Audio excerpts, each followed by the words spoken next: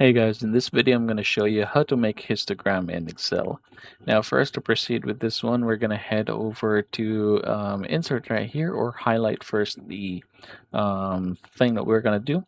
Click insert and then we're going to go ahead and have the charts here. So you can click this one right here and there are different charts available. If you click all charts, you have here a histogram. There you go. And I'm going to choose this one.